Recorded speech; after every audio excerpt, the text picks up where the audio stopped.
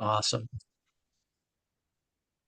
Well, welcome everybody to the 303 Endurance webinar series. This is now our third monthly webinar, and this one's like really, really super special. Special for me in particular because I have the pleasure of working with Erin, and many of you I know do see her every Monday morning as well. We have Coach Erin Carson joining us as our feature guest. I'm Rich Soares, and I've got Coach April Spildy here with me, and we are going to be your hosts today. Erin Carson is founder and head coach of EC Fit Performance Strength. As the head coach for EC Fit, she provides strength training programs for endurance athletes seeking to perform at their very best in triathlons, marathons, and cycling events. Her clients include world-class champions and Olympians, as well as everyday athletes seeking excellence, like all of us. Erin, welcome. Thanks for being with us. Thanks for having me. Happy Tuesday, everybody. Awesome. Okay, so I'm going to kick things off. What's that? It's a terrific Tuesday, yes. It's a terrific Tuesday. Right. I will kick things off with the first question. I'll turn it over, and then April and I will just take turns going through a few questions with you, and then we'll open it up to the audience. So, Erin, very first question. Tell us a little bit about your background, how you developed your career, and honestly, like, did you ever dream you would have the business that you have today? And this kind of a compound question, kind of, where do you see it going? You know, the first thing, I'm an athlete and I love high performance. I can remember being in third grade and winning kind of mattered to me my whole life. And I was lucky enough to have a lot of gifts, and I was talented at basketball. So I was a good basketball player and identified super young, but I was also super skinny. And the first time I got cut from the Canadian national team, they cut me because I was not strong enough. And so it was a reason for my lack of progress. My skill was there, my movement was there, but I was getting really physically beat up. Anybody that watches WNBA, that's real. Like when they talk about how Caitlin Clark just gets torn up in the WNBA, that isn't just them going after Caitlin Clark. That's what international basketball is like. And so the head coach of the Canadian team said, basically, go home, get stronger, put on some muscle, and then come back and we'll take it from there. And I had to figure out not only how to put on muscle. I mean, I was a junior in high school, so there wasn't a lot of information at that point about young athletes. So it was kind of a make or break time. So I have my boyfriend at the time happened to be a football player, and so we went into the gym and we started lifting weights, and I just fell in love with that. I knew in college I wanted to be a coach and I wanted to study kinesiology.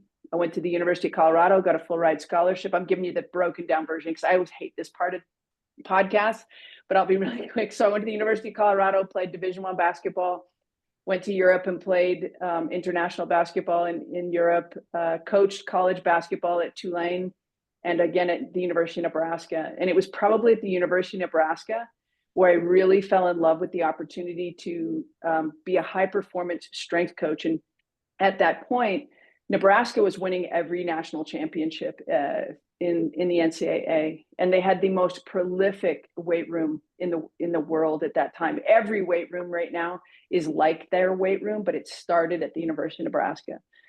So it got my real passion, cut my teeth there.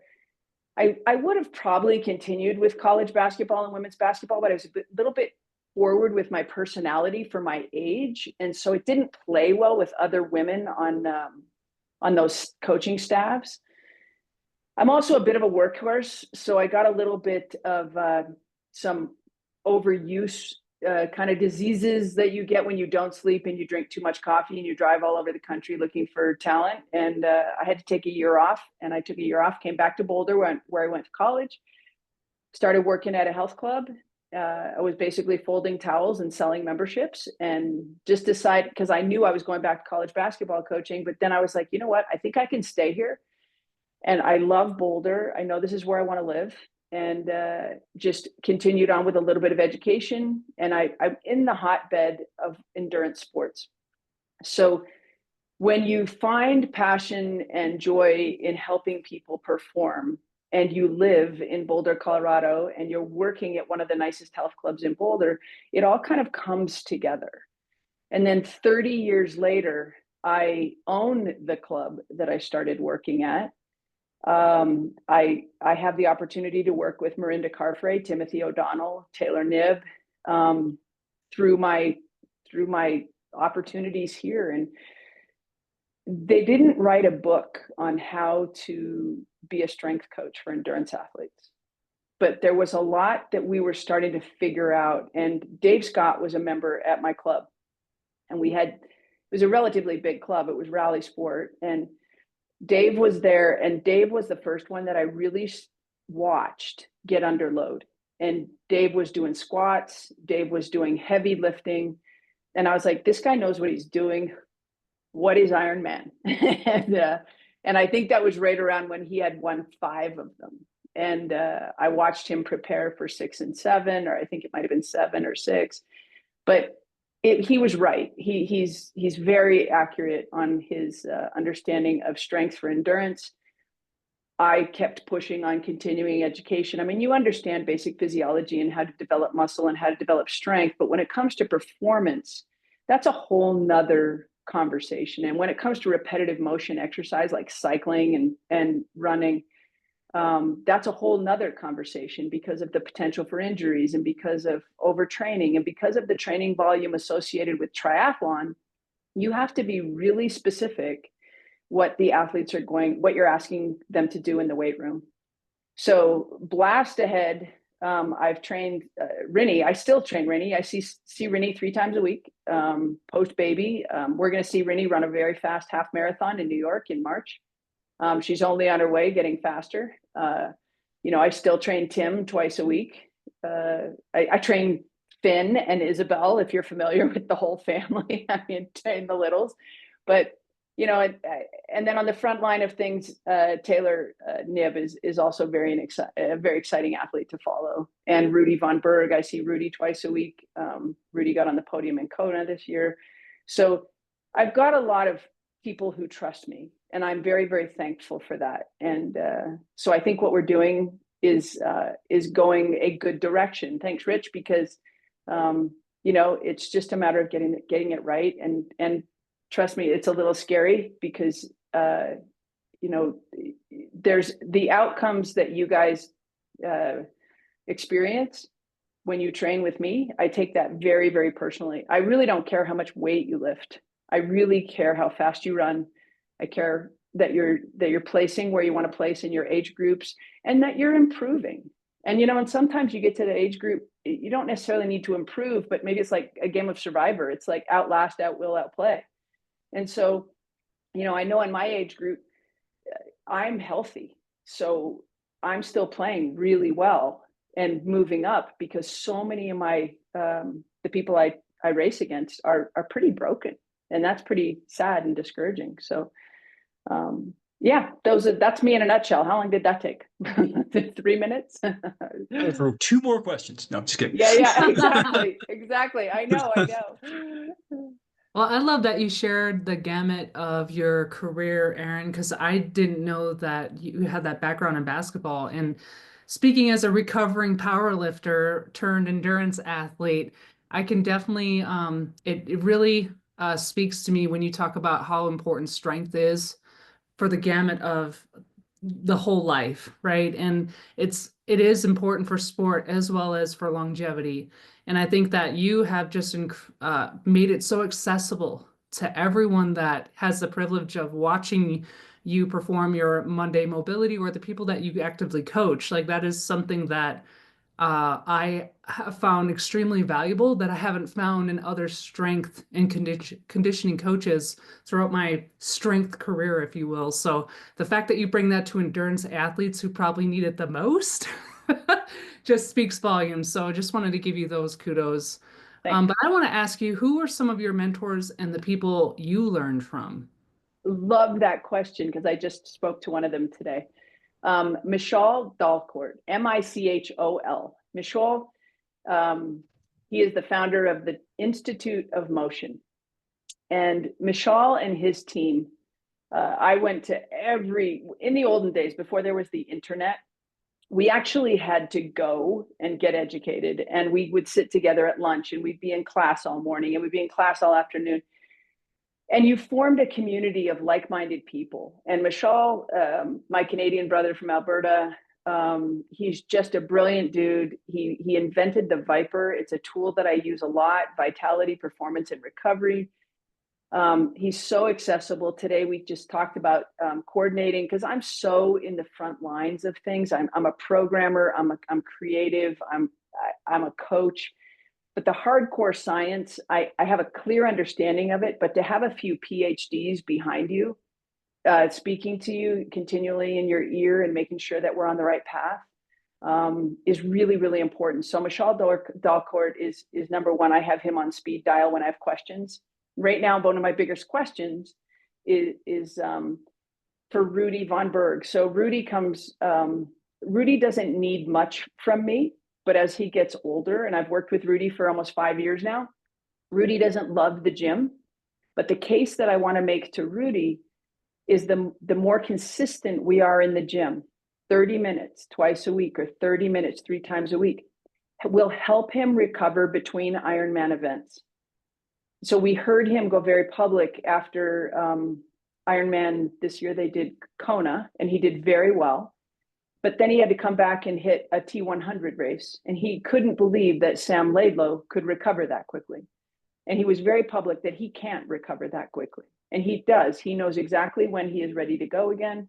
His data tells him so. And I'm trying to make that case with this, with the Ironman series, because so many of them have really understand it now and they can target it, that if we're consistent in the strength training area, he will recover better. And I was like, Michal, why will he recover better?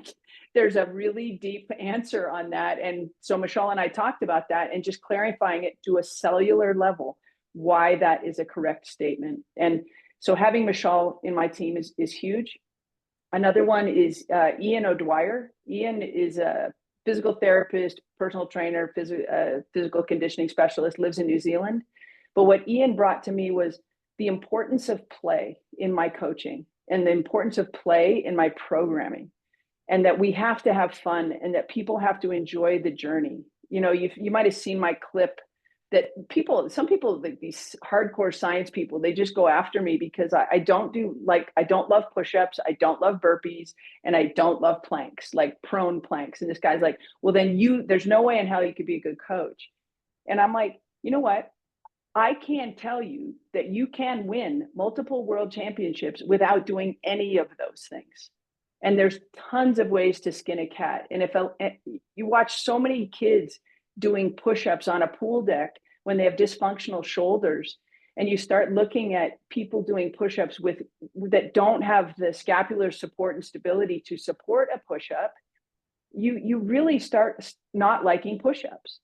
And then when you understand the physical ask on an endurance athlete over the course of a week, and then now I'm going to ask you for 5 burpees.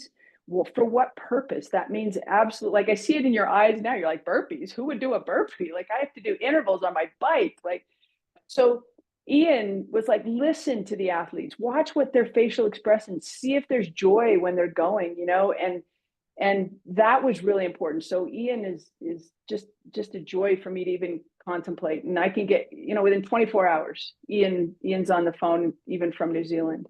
And then one of the final ones, and this is kind of a primer for me, this is called Anatomy Trains.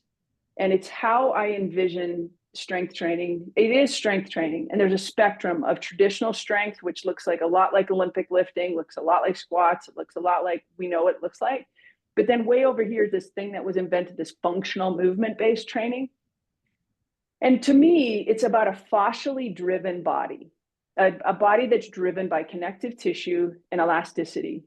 I think the reason that Rinny was able to just chase everybody down in Kona year after year after year and be a threat from the run, from coming behind, and you're seeing Taylor ascend as a runner. It's because we train the elasticity of the athlete. And the athlete has to start to be strong, to be stable, And then we can start to really gain elasticity. And we take a long-term approach with that. That takes time. It takes 5 to 7 weeks to develop a connective tissue. So when you say, you know, I can lift more, I can lift more, I don't doubt that you can lift more, but your connective tissue isn't ready to come back from that. So when somebody says, well, I suffer from DOMS every time I lift heavy, and I go, well, then stop lifting so much weight, like back off, be patient, and kind of find joy and love in the process of lifting weights and a bigger picture understanding. And Nib has done that beautifully. Like, she's so patient. She didn't come out of the womb like Rinny did. Rinny has been elastic really from day one. She was a basketball player, you know, but Taylor's just so good on the bike, and she is continuing to improve. And that's a pretty scary thing, how good that kid is.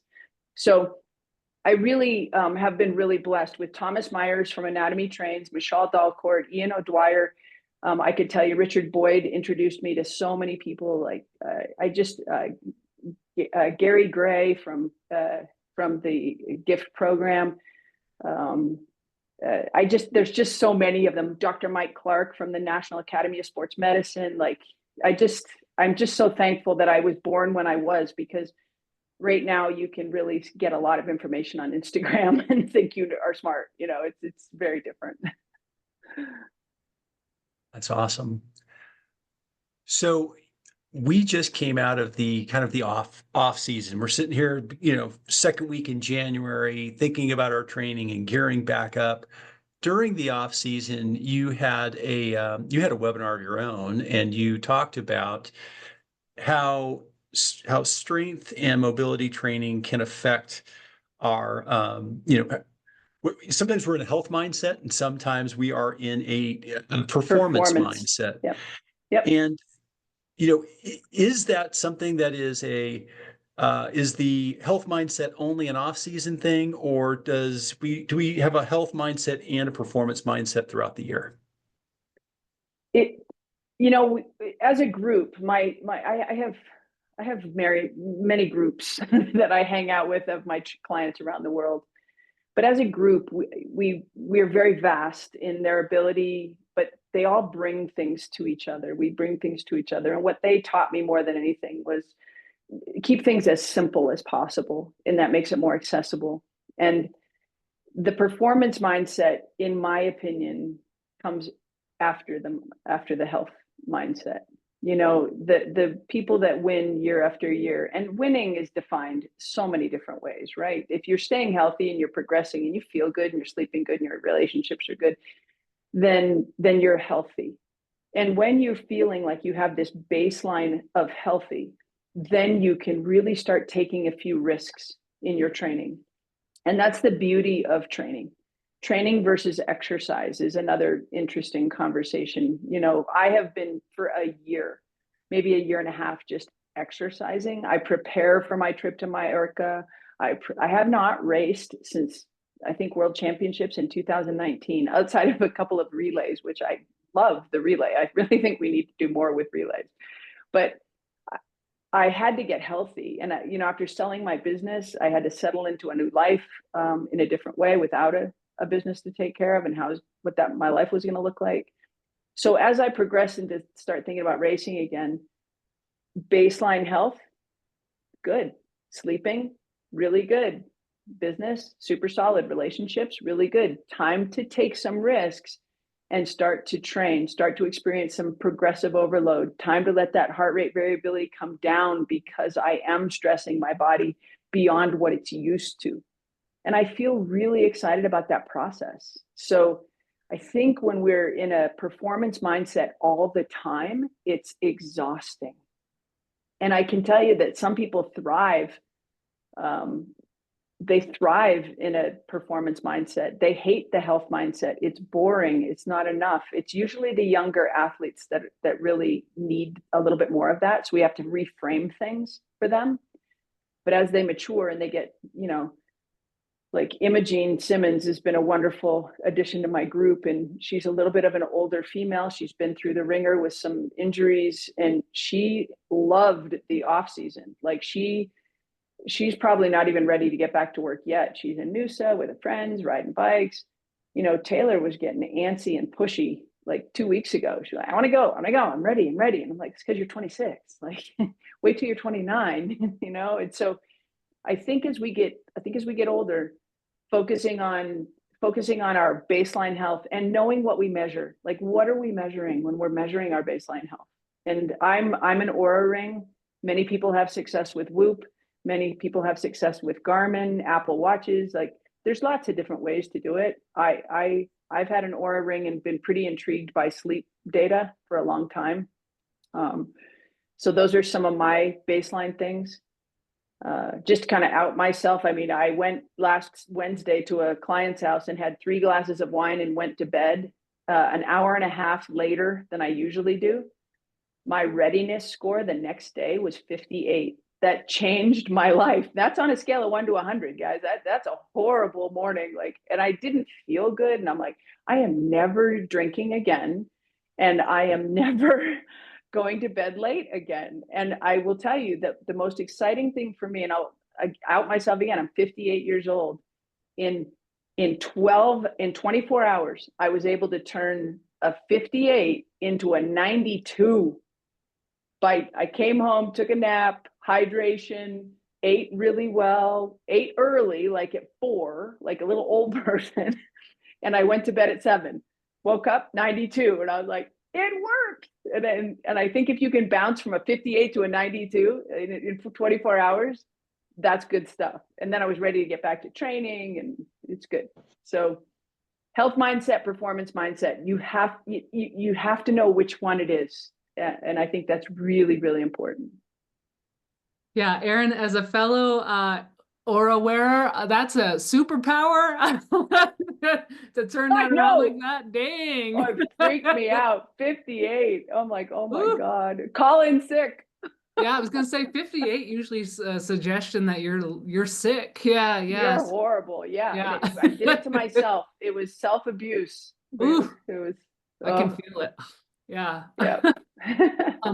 So peeling back the onion a little bit more on this mindset around performance and health, where is and it's kind of two-pronged here, but where does strength fall in this in your mind, and what is the goal of a strength program, a successful strength program?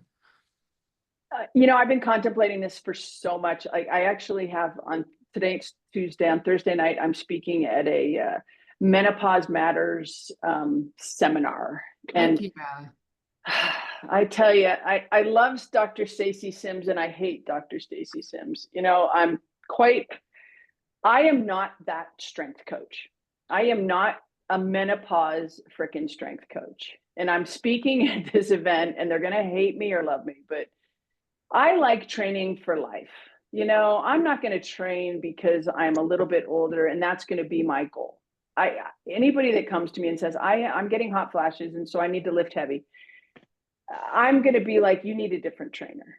Tell me which mountain you want to climb. Tell me which trip you want to go on, where you want to be in the world, what you want to do for your relationship, like how you want to make yourself better. And we can have that conversation because I can build a program for that. My programs are really built about living life better. And I do believe in lifting heavy stuff, but I don't believe in lifting it all the time. I believe in lifting it at certain points through the year. I believe in building muscle on marathon boys who want to have some pecs and some shoulders and some back muscles. Like, I believe in all of that. And that's to a greater lifestyle. And, those motivations are big for me. So performance, like, I'll keep going back to the pros I know because we all know them. When I train Taylor, I'm not training her for her 2024 goals. I know what they are.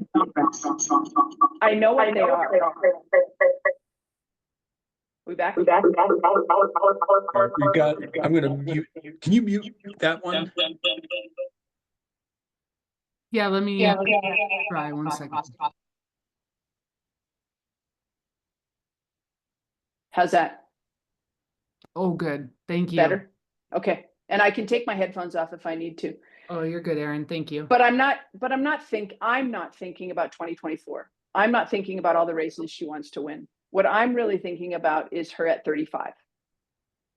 When I trained Rinny and when I trained her, I was always thinking about lengthening and extending her career as long as she wanted it to be, or bringing her back from having a child. 3 of them has been a little bit interesting, but it's, you know, it's always about the big picture. It's always about the end game. I honestly, it's so refreshing to hear that because it can be so performance oriented. So to have a mindset around, yes, we do want to focus on, what are the strategic things that you want to accomplish for your athletic career, but also I'm thinking about you as an individual who, when they're 50, what are they going to be able to do? How are they going to move? Those things to me, like I did not have that in my head when I was 18 to 20 to 30. And Yeah. being in the military now for going on almost 18 years, and the amount of push-ups and bull crap that I've done, it just was like this preached gospel that these are the things that you have to do to stay strong, and to hear this in another way is to me very important. And I'm sure there's a lot of people on this webinar that can agree with that. Yeah, I think if you spend, my mom, I'm adopted, so this is not my genetics, but my mother that raised me, is got full on Alzheimer's. I visit her in the full care home, and all you have to do is go there and spend a little time there, Yes. Oh my and God. you can Yes. really see what happens to us as we age. Yeah. And it's incredibly inspiring to hopefully put something like that off as long as possible. And those of us that have the opportunity to think long term, it's worth it. It's worth, when you're tired, going to the gym. It's worth having a good program that isn't going to cripple you. It's worth having a program that leaves you wanting a little bit more. There's not a better thing than having a meal and going, God, I kind of want more, but I know I'm going to come back again on Tuesday, and I'll have this again or something. You shouldn't feel completely spent at the end of any training session. You really shouldn't have DOMs very often. I mean, trainers make mistakes. We all make mistakes, and it's a mistake. Mark my words. If you are sore from a training session, it's a mistake. And sometimes we choose our mistakes. It's like, I know this is going to make me sore, but I'm okay with that, and it's just, yeah, long term, you got to stand tall. You got to breathe well. I played football today with an 88-year-old that I have trained for 18 years. And I told him when we started that he was going to have to get younger friends, because he's a little bit of his friends are, and we're going through it now, and it's an incredibly challenging time for him. His friends are passing away, they're sick, and he's playing football. He trains with me 3 times a week. And I just love that guy. And I can, he knows that when he gets winded, it's because he's dehydrated, and he'll be like, okay, I got to drink my water. I got to drink my water, especially living at altitude. It's hard living at 5,000 feet. So, yeah, he can throw. I had someone videotape us today. I'll put it on Instagram stories, because he throws a heck of a football. And you know how when somebody knows how to catch a football and find the laces really fast? The guy's 88 years old, and he catches the football, and he's just like Bo Nix, if you're a Denver Broncos fan. He's just like Bo Nix. But he could just find the laces and throw it. It was just like so natural, and it was beautiful. And I'm like, that's who we want to be. We want to be Gary, 88 years old, coming to the gym and playing football. We have turf. So, and he sprints. So like, he comes in, and Rennie and Tim I'm like, oh my God, Gary's running again. Oh my God. Like, they're always thinking he's going to go head over tea kettle, but he doesn't. I'm like, Gary, can you run half speed? He goes, why? Why would I run half speed? So yeah, I think long term, even when there are performance goals, but I also take the pros that I have. If their coach comes to me, their swim, bike, run coach, and I actually love coaches that come to me and say, this athlete is not strong enough. This athlete cannot produce the kind of wattage that he's going to need to do to be competitive and to live his dreams. So we have to take a step back off of the bike just a little bit, develop lower body strength, core strength, and a little bit. I like to use a lot of thoracic spine connection into the hips to also drive that kind of rotational force that the body is capable of. and then hand that athlete back to the coach. The coach then really, with a really skilled hand, it is an art as much as it is a science, then feels a little more confident to put that kid under a little bit more pressure to push wattage. And I like those challenges. You know, some kids will never be a world champion, but if they don't strength train and they're not good enough now, they'll never make money. Like, it won't matter. There's either the A team now or the B team. You know, Tyler Mislachek just won Pucon. He beat Jason West by almost 2 minutes. Like, these kids are fast and they are so strong. Look at the way they're built. Look at Vincent Louis. He is built not like a skinny little boy. He is a muscly man. Kyle Smith, same thing. I started working with Trevor Foley 2 years ago. Trevor, I can't take any credit for Trevor's physique, but the guy could be a model. He is just built like a brick shithouse. And this is how our top male athletes are going to be built. So, you know, you're not going to be the skinny marathoner and be fast. Like, even T.O. would have had to we would have had to really muscle him up, I think, to be competitive at T100. He would have just gone Ironman series, but it's really fascinating how the sport is going. So, and I think that's true of competitive age groupers. You know, if you want to be winning, or do some T100 stuff, it's fast, it's fun. Well, I want to comment on your longevity discussion there, because I have to say, you know, we've only been working together for about 6 months, and I think I've told you at least in 1 or 2 emails that I feel younger. You know, Yes, I really do. So that's amazing. I'm going to turn this over to the audience to ask questions, but because I think we've run our share of questions. We have more if we need to, but what I would ask you to do, if you would, Erin, though, would you find a way to weave in foundation training into an answer? yeah, because that's a big one. Dr. Goodman is also one of my guys. To April's question about mentors, Eric Goodman is the founder of foundation training. So yes, I will weave that into a question in a heartbeat. Awesome. All right, folks, come off mute if you want to ask a question, or if you want to put it in the chat. I'm in the chat too, so if somebody wants to just, I'm just going to comment on Zed's thing about Mark Allen. Mark is a good friend of mine, and he also, you know, the thing about Mark could stand some strength training himself, and I love him, and I'd say this to his face. If he lived here, he and I would spend a lot of time together. We really like each other, and I really respect him. But Mark is very good, very much a leader when it comes to strength training and longevity and running. He's just been a really good preacher of the gospel of strength. Okay, I'm just going to tell you about foundation training. Yes, Chad put it out there. Thanks, Chad. So foundation training was, if you're really curious and you like TED Talks, there's a TED Talk by Dr. Eric Goodman.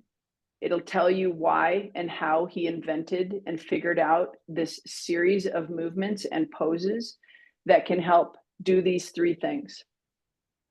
It is decompress your spine. So think about gravity and ground, and think about the nature of running. This is a compressive sport. And so how do we then decompress what is becoming shorter and shorter and shorter due to our landings? We need to have something that can lift and elevate the spine and unload it. So number 1, foundation training is really focused to teach people how to decompress their spine. The second thing we're really looking to do is expand the rib cage. So I always preach about 3 key areas of mobility in the body: the ankles, the hips, and the thoracic spine. Pretty much all day I think I worked with 8 different people today, starting at 5:30 this morning. Every single time someone walks into the gym, I am assessing ankle, hips, and thoracic spine. And if I see a deficiency in any one of those areas, the plan for the day gets pushed to the left, and we make sure that that person is moving well in their ankles, they're moving well in their hips, and they're moving well in their thoracic spine. Thoracic spine contraction and expansion of the rib cage is an amazingly important part of performance. primarily because of the diaphragm and how it interacts with the breath and the lungs. If we can breathe better, we're going to be able to deliver oxygen to working muscles. So if our rib cage is stuck, as it becomes because of tightness through the chest and because of weakness on the back, we can no longer move like this with our rib cage. And it should be a 360-degree expansion. So number one is going to be decompress the spine. Number two is going to be to learn to expand the rib cage by filling the lungs with air and focusing on how the diaphragm functions. As a strength coach, you don't usually work on the diaphragm because you cannot see it in the mirror. And we in the gym business, we call those mirror muscles. And, you know, the kids are so fun when they come in and they love to do this. Well, the gym that I work in now has 0 mirrors, and I love it because we can focus on things that we cannot see. So ankles, hips, thoracic spine, expansion of the rib cage, decompression of the spine. And then the third thing is to work on a really healthy hip hinge. So if you have me close there, this is a healthy hip hinge right there. So a nice flat back, hips hinging, and then come straight back up. Many times people think they're hip hinging, but they're flexing their spine. So the ability to just have a really healthy hinge at the hips so that we can maintain the integrity of the spine and really recognize and express the power of the glutes. And that is a big part of a question. Most people are like, how do I get my glutes to work? So there's a definite systematic process to that has to happen over and over and over again. I'm sitting in a chair right now, which is my absolute least favorite place to be. I hate sitting in a chair. I do not have a standing desk. I have a stupid little thing I bought on Amazon like this. When my back gets sore and I just work, this is my very inexpensive standing desk.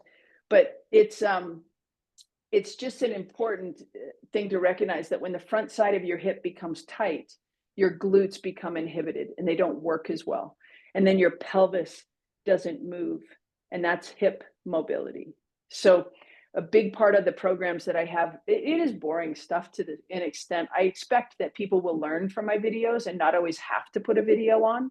You know, you're just going to do, like if Chad calls me and he's like, my back is a little bit sore. I'm like, Chad, we need to get your hips moving a little bit more. Just do some half kneeling hip openers, you know, and he knows what that is because of the videos. It doesn't mean he has to go to the video, because I want people to be able to do a half kneeling hip opener series and just understand that needs to be done probably for the rest of your life. And it's just a lot of things I do, I think, in series because they're easy to remember. So foundation training and what Doc Goodman has given me to give to people I'm so excited to share that with people. It's usually the first thing that they don't do because they are tired or they don't have time. And I do this because there's so many levels of tired. If you're like, how tired are you? You're like Ironman tired, or you just kind of like, well, I'm training and I'm kind of tired. Like there's all these degrees of tired. But foundation training shouldn't be skipped. It's not hard. It's my version of down regulation of the nervous system and being able to relax and chill a little bit. But it can also be very, very challenging. But it is a huge part of my program. And I learned foundation training from Dr. Goodman working with Lance Armstrong. And Lance was trying to get off the bike and get off that biker's position and get back into being able to run. And he went to a trainer in Santa Barbara named Peter Park, who happens to be Eric's best friend. And so Eric worked directly with Lance. And, you know, if Lance wasn't such a cheater and a liar and a thief, he probably would have been an Ironman champion. So, you know, it's too bad we never really got to see him race Ironman competitively. But, you know, he made choices that put him in he put himself in that situation. So a lot of foundation training in my programs, and I will continue to film more and more of that. I have a question about recovery and adaptation, and another one on injury prevention. I think I'll start with injury prevention because I'm kind of nursing one right now. That's my fault. But on the injury prevention I have here, what are the most common mistakes endurance athletes make when it comes to strength training, and how can they avoid those injuries while building that foundational strength and functional strength that you just mentioned? Probably, and first of all, you have the most amazing voice. I don't know what you do, but you should be on the radio. So, the number one thing you have to recognize is the condition of your tissue. Not only are there degrees of fatigue, but tissue care has to be number one. A tissue becomes more vulnerable when it becomes dehydrated. Everyone raise your hand if right now you know you are dehydrated. And if everybody doesn't raise their hand, then you just got an IV. Like it's yes, thank you. Everybody drink. That's it. That's a drinking game we'll play on this webcast. Dehydrated tissue is vulnerable tissues, and if there is imbalances, which we know there are because you're an endurance athlete, your front of your hips are tight. And when the front of your hips are tight, you need to be a shock absorber. So working from the bottom up, your body should function. The bottom of your foot, your plantar fascia, and if you haven't had plantar fasciitis, bless you, you do not want it. But the bottom of your foot should be stable. Your ankle should be mobile. Your knees should be stable. Your hips should be mobile. Your low back should be stable. Your thoracic spine should be mobile. And your cervical spine, your neck, should be stable. If that alignment shifts and you get stuck, and your lower leg will get stuck before anything, your ankles will stop moving because they are furthest from your circulatory system. Good, Julie, you have the best husband ever. Went and got her a glass of water. If your ankles aren't moving, then your plantar fascia will start to move in a way that it's not supposed to move. And it will take on that responsibility of, a landing, that an ankle should have a slight rotation to it. And it's just a beautiful thing. Further up the chain, on the lateral aspect of the lower leg, the fibular head, right there, the fibula, which forms the outside ankle bone, comes up in the lateral part of the knee. And right here, this is your second most important shock absorber. If this isn't shock absorbing, you're going to get more and more soleus. You're going to get calf issues. You're going to get Achilles tendon issues. So there's predictable patterns, Zeb, that goes with injuries that we think could come if that doesn't move well. So if your ankle doesn't move, your knee will be at risk. If your hips don't move, your knee will be at risk. You could be driving in, you could be driving out, we're not sure, but your hips have to move well because they are the massive shock absorber. And if they are stuck, which if you run and you are training, remember, training is exceeding what your body's truly capable of in just enough that you will then adapt to the new stimulus and new time under tension. But you have to care for the tissue first. So I have a category in my app of pre-flight. Pre-flight sessions are all built to hopefully give you the mobility at the ankles, the hips, and the thoracic spine. You could do any mobility session, but there's series of them. Some are glute activation, some are tissue care, some are mobility. Mobility Monday is, I'm so lucky because I am a little stubborn. So when people see me at races, oh, it's Erin from Mobility Monday. I was walking down the Pearl Street Mall. I never go to the Pearl Street Mall in Boulder. And this guy stops me. I'm like, oh my God, I'm doing your workout on Monday. And my partner, Melissa, she's so embarrassed. She's like, I can't believe it.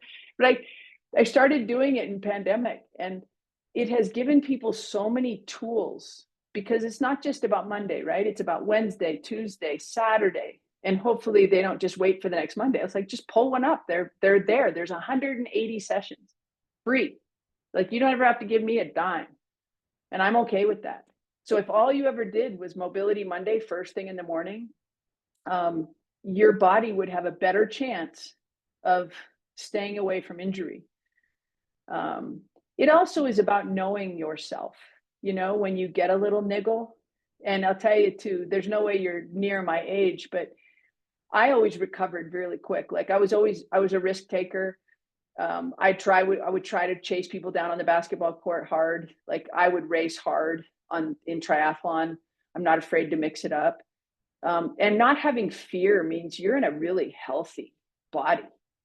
When I start to become fearful and tentative, I know that I'm probably have some vulnerable tissue. I went for a hike a couple of weeks ago with Taylor, and I was like, let's go do Mount Sanitas.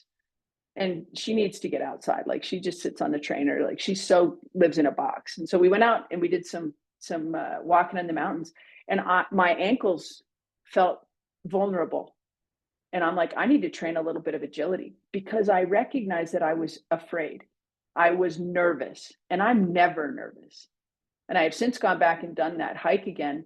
And the work that I did to prepare me for the hike, I got rid of the fear. And I might sprain an ankle or break one, for Christ's sake. I've broken my ankles a few times, but know yourself. Don't have your tissue be vulnerable. Be hydrated going into training sessions. Fuel your training appropriately. Like, I've never seen anyone. Dan Lorang is the best coach in the world, in my opinion, in the world. The information that he gives for a training session, you should have 90 grams of carbohydrate for this training session every hour. Like, if we're not, you should be training with almost the same level of attention to detail as you do when you race. Because if you don't, your whole system will be vulnerable. And, you know, so many people think that they're getting more from their training by not fueling their training or hydrating through their training.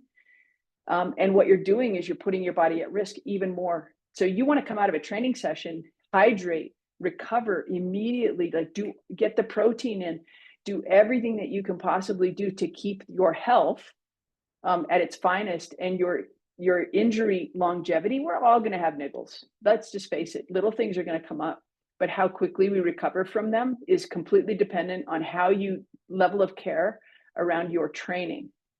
Like, I'm going to do the Tour de Zwift tomorrow morning. I am definitely going to have a piece of peanut butter toast before I get on the bike. I won't need it, but I'm going to take it because I'm going to be fueled for that. So I'm not even trying to win. I'm not even trying to come top 200. Like, I just want to have a good session. So that's really, really important. Pay attention to your training the same way you do with your racing, and your injury opportunities will go down. We have another question that's in the chat, and this is from KO. What programs do you offer, and what would you suggest for triathletes training for 70.3 and full distance this year? And that question is echoed by Anik from Canada. Yeah, the biggest thing. So if you go to my website, my first thing I tell people to do is join the basic membership, which is $20, and then load. Most of you guys are TriDot athletes, and I train and coach a lot of TriDot athletes. So all of your swim, bike, run stuff is in TriDot, and all of your strength stuff is currently going to be in Training Peaks. I'm looking forward to where I can contribute a little bit with TriDot. They're amazing, forward-thinking people. They're so busy and they're taking over the world. I'm so excited for them as a company, and how they take care of my friends is pretty exciting. But I still use Training Peaks. I lay it out on the week, and with the basic membership, you just go to the Training Peaks store. I give you a code, and you download a 30-day program that you then launch into your Training Peaks. And anybody that's not tech savvy, I just say, just call me and I'll do it for you. Like, just make me a coach on your Training Peaks and I'll just add it for you. It's really fast and easy. So, and then after the first month, a lot of people feel good. They're like, no, I'm good. Just give me another one of those programs. So then I load the next program, Launch Performance 2.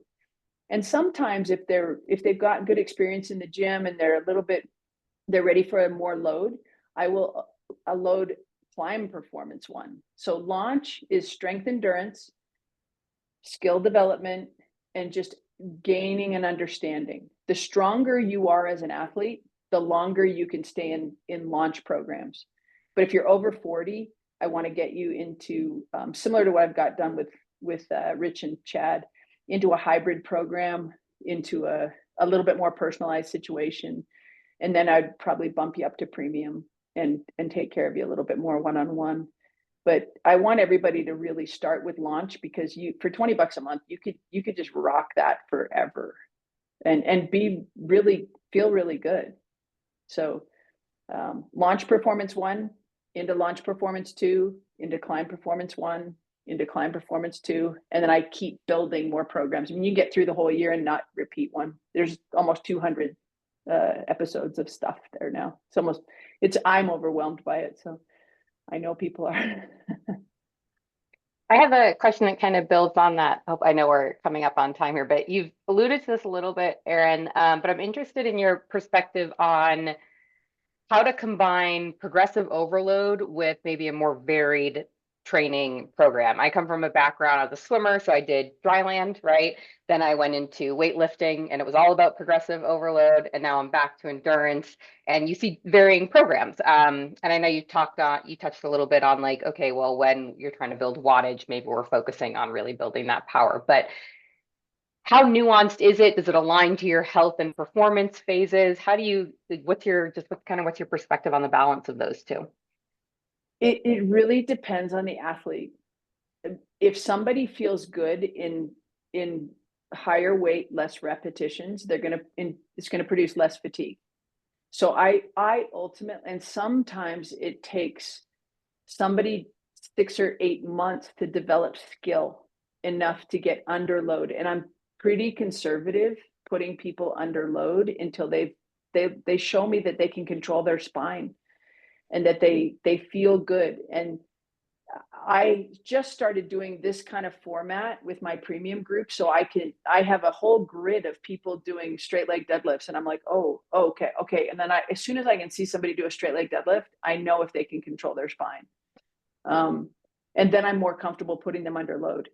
And it is my goal that everyone can lift their body weight on a hex bar, that they feel, or some people can lift their body weight on a straight bar deadlift. These are important health considerations. Like, you need to have a certain level of strength, but I'm the kind of person, I don't care if it takes me 3 years to get you there. Like, Tim O'Donnell never went under load for like 10 months because the guy is all arms and no coordination and a very long spine. He's a swimmer. Like, his wife can wrap him, like, she is so coordinated, and he is not. And he was fine because everything we did for him made him feel better when he was running, and he loved that. So he was my first pro that really made a difference, TO. And Renee was like, I just don't want to lift weights, so you can be my strength coach, but I don't lift weights. And I'm like, oh, okay. We figured it out. But yeah, thank you. Yeah, so Laura, it would really, if you enjoy lifting weights, it sounds like you have a good lifting background, I would probably say continue to do those great exercises that you love doing and you're good at. You probably don't need to be in the gym longer than 30 minutes, especially if your training week is 15 hours of swim, bike, run. Going to the pool, I did some math. I was like, can I ever be a triathlete again? Because I don't own a pool anymore. It will take me 3 hours a week to do a 30-minute swim. Like, it's a lot of time that you guys have committed. So it's all about making it easy, as accessible as possible. Awesome. Thanks. You bet. Great question, Laura.